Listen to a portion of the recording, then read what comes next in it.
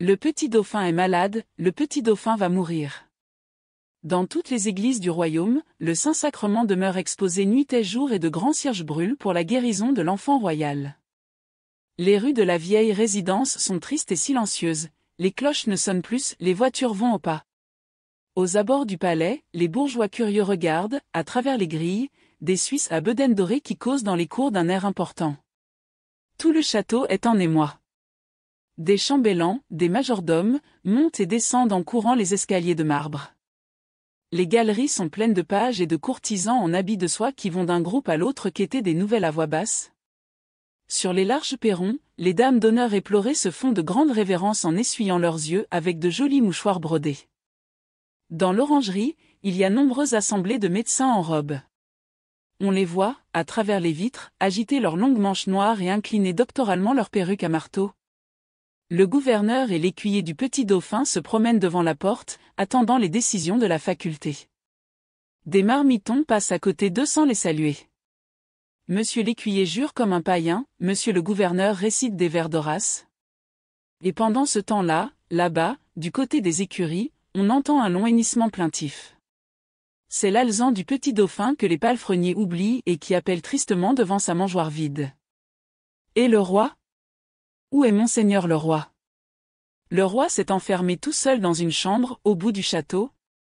Les majestés n'aiment pas qu'on les voie pleurer. Pour la reine, c'est autre chose. Assise au chevet du petit dauphin, elle a son beau visage baigné de larmes, et sanglote bien au-devant tous, comme ferait une drapière. Dans sa couchette de dentelle, le petit dauphin, plus blanc que les coussins sur lesquels il est étendu, repose, les yeux fermés. On croit qu'il dort, mais non. Le petit dauphin ne dort pas. Il se retourne vers sa mère, et voyant qu'elle pleure, il lui dit. « Madame la reine, pourquoi pleurez-vous? Est-ce que vous croyez bonnement que je m'en vas mourir ?» La reine veut répondre. Les sanglots l'empêchent de parler. « Ne pleurez donc pas, madame la reine, vous oubliez que je suis le dauphin, et que les dauphins ne peuvent pas mourir ainsi. » La reine sanglote encore plus fort, et le petit dauphin commence à s'effrayer. « Oh là, dit-il, je ne veux pas que la mort vienne me prendre, et je saurais bien l'empêcher d'arriver jusqu'ici. Qu'on fasse venir sur leurs 40 lansquenets très forts pour monter la garde autour de notre lit. Que 100 gros canons veillent nuit et jour, mèches allumées, sous nos fenêtres. Et malheur à la mort, si elle ose s'approcher de nous. » Pour complaire à l'enfant royal, la reine fait un signe.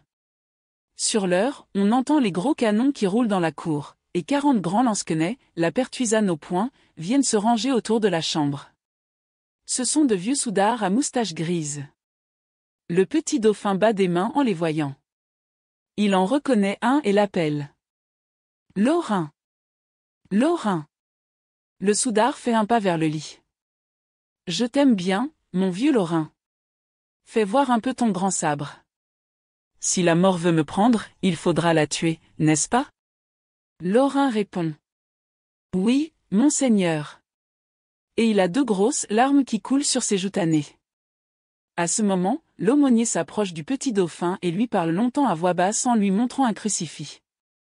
Le petit dauphin l'écoute d'un air fort étonné, puis tout à coup l'interrompant.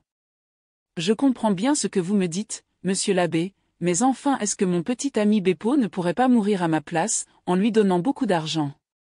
L'aumônier continue à lui parler à voix basse, et le petit dauphin a l'air de plus en plus étonné. Quand l'aumônier a fini, le petit dauphin reprend avec un gros soupir. « Tout ce que vous me dites là est bien triste, monsieur l'abbé, mais une chose me console, c'est que là-haut, dans le paradis des étoiles, je vais être encore le dauphin. Je sais que le bon Dieu est mon cousin et ne peut pas manquer de me traiter selon mon rang. » Puis il ajoute, en se tournant vers sa mère. « Qu'on m'apporte mes plus beaux habits, mon pourpoint d'hermine blanche et mes escarpins de velours. Je veux me faire brave pour les anges et entrer au paradis en costume de dauphin. » Une 3e fois, l'aumônier se penche vers le petit dauphin et lui parle longuement à voix basse. Au milieu de son discours, l'enfant royal l'interrompt avec colère. « Mais alors crie-t-il, d'être dauphin, ce n'est rien du tout. » Et, sans vouloir plus rien entendre, le petit dauphin se tourne vers la muraille, et il pleure amèrement.